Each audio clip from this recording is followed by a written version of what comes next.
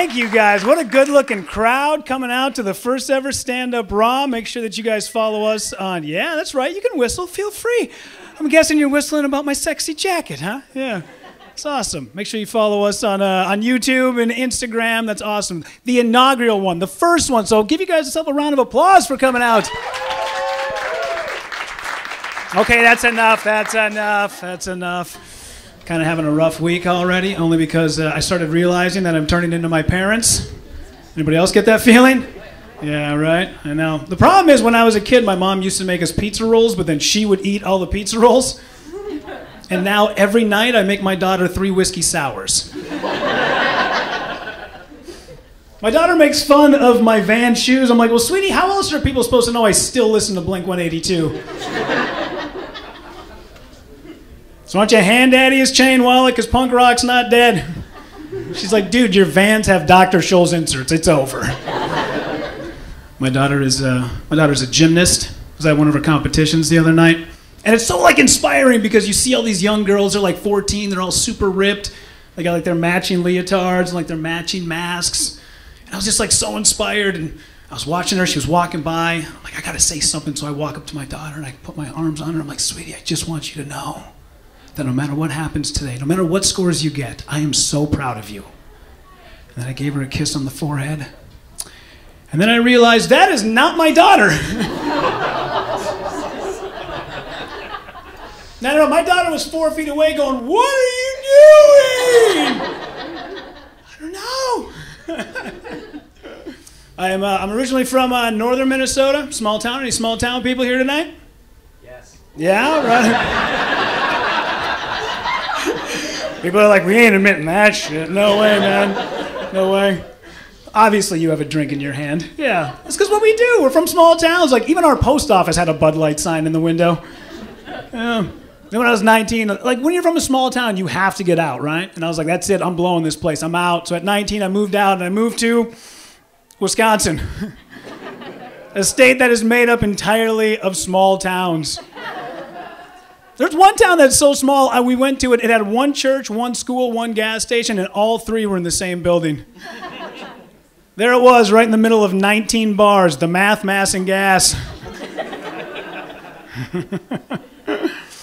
All my stepdads are from Wisconsin. Let that sink in. Stepdads are like DWIs, man. If you got 2 or more, you are probably going to do some jail time. I went to college in Wisconsin, La Crosse, Wisconsin. And here's the thing, like college, any other place, they're like, listen, you're going to have to work hard if you want to get an A. College in Wisconsin's like, after this shit, you are definitely going to AA. I was just in Wisconsin Dells recently. That's the correct response. No, we were there, and some lady, I overheard her, she goes, Wisconsin Dells, it's just like Disneyland. I was like, I have never been to Disneyland, but Disneyland must suck. Look at this place. It was funny because there was like, I don't know, 5 or 6 people that were staying in the hotel room, and I told my daughter, I'm like, we're going to have to sleep in bed with me. And she's like, absolutely not. I was like, why not? She's like, Dad, I'm 14. I can't sleep in a bed with you. That's weird. I was like, well, listen, I'm the dad. I'm the guy paying for everything, right? Like, I get to sleep in the bed. You got to sleep on the floor. And we learned a very valuable lesson that night. And that is, the bathtub of a La Quinta can sleep a full-grown man comfortably. Dating right now, too. Trying to date anyways. It's tough. It's so tough. Not because dating's tough, but because I'm 5'6". Ladies don't like short guys. They don't. It's funny because as a short guy, people will go, oh, so as a short guy, you into tall ladies? I'm like, I kind of have to be. They're all taller. And then people go, that's not true, man. Like, no, that's not true. Ladies like short guys. I'm like, really? Because Snow White was saved by 7 dwarves? Didn't fuck one of them.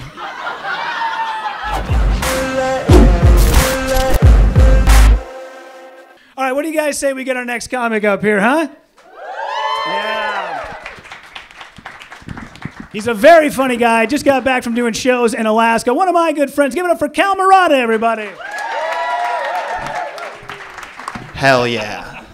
Like he said, my name is Cal. I'm originally from California, so I try and kind of rock the whole surfer look. But instead, people tell me I look like Mulan, except like way more feminine.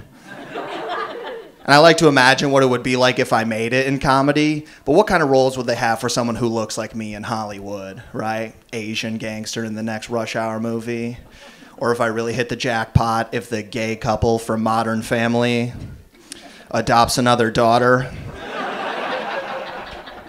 I do like being Asian, but there are some stereotypes I really wish weren't true that unfortunately are. Like there's one out there that we get drunk faster than people. We kind of black out more easily than others. Me, I found this one out the hard way at my first communion. I know what you're all thinking, like, oh, this dude can't handle his alcohol. In my defense, all I had to eat that day was the body of Christ. So you guys can back off. My dad, he left when I was young, but he was a very traditional Japanese man. Yeah, on the way out, he bowed. You guys can laugh. He's not watching Stand Up Raw, so you guys have all heard of the Irish goodbye, right? Yeah, my dad started the Tokyo Drift. My friend, she only dates Asian guys, but recently she came to me, she's like, Cal, I think I gotta cut it out with the Asian guys, okay? And you need to switch it up. And listen, I know exactly how to get the taste of Asian out of your mouth, okay? If you wanna reset your palate, stop dating Asians, try a ginger. For those of you not laughing right now, you probably order sushi, look down at your plate, see the ginger, and go, what's this fucking old-ass orange peel doing on here? Not a cultured crowd, that's fine. I just watched that show, 13 Reasons Why. You guys familiar with that? Very dark show, yeah. It's about this girl who she takes her own life, but leaves behind 13 audio recordings explaining why she did it. I watched it, I was like, wow, it's true. Everyone has a podcast. Suicide Tape number 12 is brought to you by ZipRecruiter. I'm not really a political comedian, but there's one thing I just want everyone to agree on. Like, no matter what side you're on, no matter what you believe in, can we all just agree on this one thing, and that is, if you're going to fly a Confederate flag on the back of your car, you probably shouldn't be driving a Lincoln. Excuse me, sir, did you miss every single day of 4th grade history? Not. Recently, my girlfriend of 2 years broke up with me. I don't have a joke here. I'm just looking for a rebound if anyone is. Any of those viewers out there. She was cool. She studied psychology, which is great, you know, because she could like learn stuff in her classes and then get to apply those concepts to my personal life. Like one time she's like, Cal, I figured it out. You like doing stand-up because you weren't given enough attention between the ages of 7 and 10. I'm like, wrong. I like doing stand-up because I wasn't given enough attention fucking right now. Right. Here's how far she took her class concepts, okay? This is a true story. One time I hurt my leg at the gym. I didn't say anything about my injury, and she goes, Cal, I can tell you're in pain because of what I learned in my class. I'm like, that's interesting. They taught you what crutches were.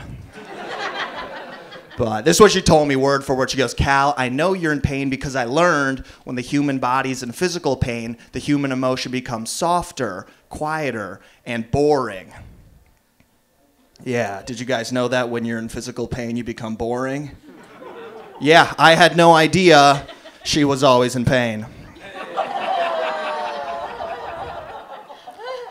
And listen, I'm not trying to bag on her too much, okay? She's a great girl who's going to do great things in psychology. I know she's going to do well in psychology because when we started dating, she told me, Cal, I'm never going to cheat on you.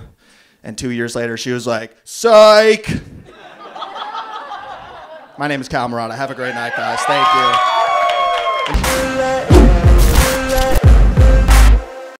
Let's give it up for your next comic, Lahiru Samarasinghe!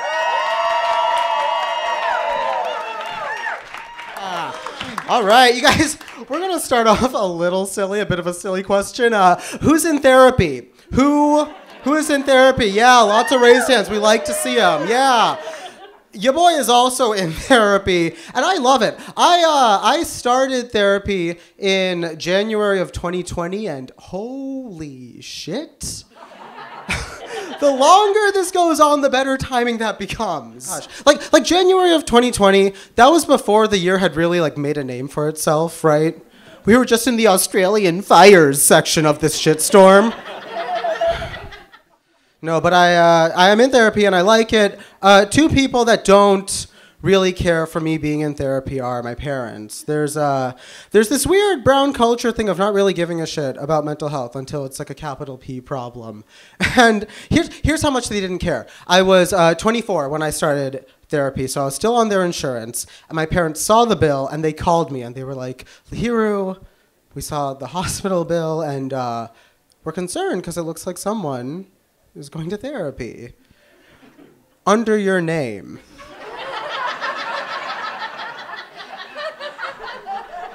They thought so little of therapy, they thought it was more likely that someone stole my identity and just used it responsibly. Like, how bad could that person be if they were willing to work on themselves, right? No, but I clarified. I said, no, no one stole my identity. I'm the one going to therapy. And my parents were like, why? Why are you going to therapy? We're your parents. We love you. You could talk to us about your problems. And like, I believe them, but you don't cure food poisoning by eating more of the food that gave it to you in the first place. Like, if you're retching over a toilet just white-knuckling the seat for dear life, you're not gonna be like, holy shit, I need more gas station sushi right fucking now. Like, that's not how it works. This is something that I have enjoyed talking about on stage recently, but I recently started a new relationship, which is like really exciting. Yeah, thank you, yeah, on The Sims. And yeah, it's pretty cool. It's pretty cool. You know, it started a few hours after we met, and you know, if I get lucky, we're getting married tonight. It's a good time. It's a good time. No, I am painfully single right now, and it sucks to be single when you're 26, because this is the age where the number of friends you have who are getting married and engaged just starts to ramp way the fuck up. Yeah, and like, it starts to feel like being the last kid picked for the kickball team a little bit. You know, like the first few friends get picked and you're excited for them. You're just like, oh, hey, hell yeah, way to go. Hey, I'll see you on that kickball field soon enough, for sure, definitely, for sure. And then a few more friends get picked and you're like, well, I haven't had as much kicking practice, so it makes sense that I haven't been picked yet. Then a few fucking recesses go by and you're like, well, maybe I don't want to play kickball. Maybe I'm not like a kickball guy. Who needs to play kickball? Next thing you know, you're blackout drunk at your friend's kickball game and you're like, I'm gonna die alone. I'm never gonna play kickball. I'm gonna go home and read. Reading is masturbating in this metaphor, just so we're all on the same page. No, but I am single. And I think it's because I'm too lazy to like put in the effort required to like build a relationship, which that's a common excuse. You'll hear that from a lot of single people. But I learned that about myself when I downloaded Hinge, saw that my phone didn't auto log me in, and I just deleted the app. It's just fucking gone. Oh, gosh. Which sucks, though, because I like Hinge. Like, I think compared to all the dating apps, Hinge is probably my favorite because it's got those prompts. You're forced to be a little more creative when you're filling out your profile, right? But there is a prompt on there that I don't like, and that's the I'm overly competitive at blank prompt. Have you guys seen that prompt? Yeah. So, like, the most common response that I've seen to that prompt is I'm overly competitive at everything, which is the stupidest fucking response I've ever seen. Look, if you fill out that response and you say like some sort of sport or a video game or a board game, like that's awesome. I'm learning about you, I'm learning about what you like to do. But I don't know why you would say I'm overly competitive about everything when you could just say I'm not fun to be around. I'll ruin your night by being there. People don't take pleasure in my company. Like, these are more informative ways of filling out your profile. No, more about me. I'm not very good at interpreting intimate situations very well. I'm not very good at it. There was this one time I was hooking up with this girl, and in the middle of it, she put her finger in my mouth. And like I wasn't weirded out by it because I'm like, people do weird things in the moment, like it's fine. But I didn't know where to like go from there. So I'm in my own head. I'm like, oh my god, what do I do? Shut the fuck up.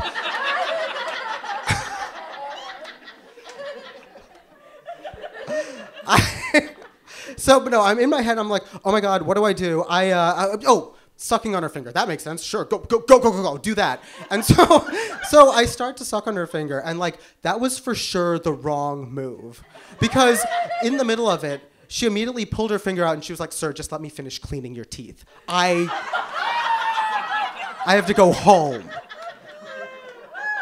Yeah, so I don't know what our relationship is anymore. Like, we still see each other, but it's like only every 6 months. So like, who's to say what's gonna happen? All right, I'm gonna go ahead and end it there. Thanks, guys. My name's Lahiru.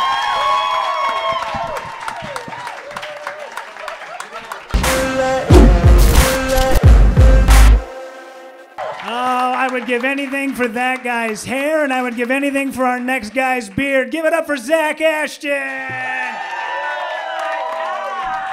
Thank you, man. Thank you, guys. Hello. My name is Zach, and a couple weeks ago, I just turned 31. Give it up for me. Oh, my God. It's not that impressive, ma'am. I understand. But here's the thing. I got a call from my buddy on my 31st birthday. He said, Zach, you're 31. Which means you are now done growing as a person. And I said, oh no, right? Because that means I'm doomed to live out the rest of my life looking like an 11-year-old kid's idea of a cool guy in Tony Hawk's Create-A-Skater, right? Ta-da, right? Like nothing about my look says to the woman at the end of the bar, oh, he knows how a mortgage works, right?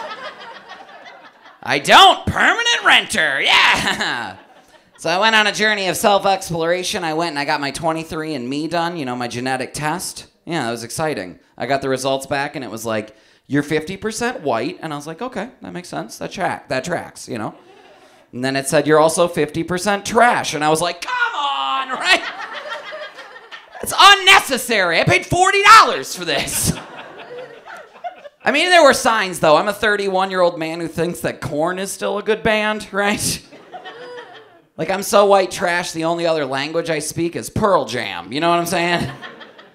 Like, let me put it this way. In the trailer that I was raised in growing up, my parents didn't call it Mountain Dew. They just called it juice, okay? As in, my dad would say, give him some juice! You know what I mean? And my mom would be like, no, we can't. He's got ADHD. And my dad would be like, those are just letters, right? So now I have 2 Christmases. That's fun. Believe it or not, that shit show did not last. I had a hard COVID, though. Anybody else have some tough times during COVID? Yeah. I got some bad news one day. Got a text from my brother. I woke up to a text message, and it's one of those texts you never want to get. And I read it, and it just said, the Pawn Stars have been canceled. I know. Where are we going to get our Antiques Roadshow with a methy bent to it now, Like, I feel like the show could have stayed on the air if it just gotten a little bit darker, right? Like one of those great Vegas dads just brings his kid into the shop and he's like, how much can I get for little Billy here? And then Rick is like, I got to check with my kid expert, right? And then Jared from Subway comes in, right? Oh, well, that's a beautiful boy. Blah, blah, blah, blah. You'd watch that fucking show, America, okay? I'd watch that show, and it's great that they could get Jared on the cast, right? Because they can't call Epstein anymore, right? His appraising days are over, There's this old dude, he's dead. His name was Plato, who gives a shit? But he once said, the man who is most hated is the man who speaks the truth. And I have to speak the truth with you, audience, and you can hate me if you want. You need to stop pretending you give so much about fucking celebrity deaths, okay? Like, just because Bob Saget died doesn't mean you need to pretend you liked America's Funniest Home Videos, okay? You never voted. Don't lie to yourselves. Like, I'll give you an example. When Betty White died, I have a white trash friend that I grew up with who has 4 Insane Clown Posse tattoos. 4 of them, yeah. He's down to clown, if you know what I'm saying. And when Betty White died, he posted a picture of Betty White with a broken heart emoji saying, "Not my golden girl." Like, shut up, Clint, all right? The only time you caught the Golden Girls was at 4 a.m. before the meth wore off, you know? Like, and then John Madden died, and everybody was sad, and ESPN was so shocked that an 83-year-old man who never met a concession stand he didn't like up and had a heart attack on us. No! Like, what? Come on, man. We should have live casted his funeral. I feel like that was a missed opportunity, right? Could have gone, we're going to take the box and we're going to put it in the hole, you know? Like, it's about to get more offensive. Do you think while John Madden was having his massive cardiac arrest and he was dying, they got the paddles out and they shocked him and he went, boom! You know? And then died. That's the last game he ever fucking broadcast, am I right? That's okay. No, and then I'm just waiting for Tim Allen to die, personally.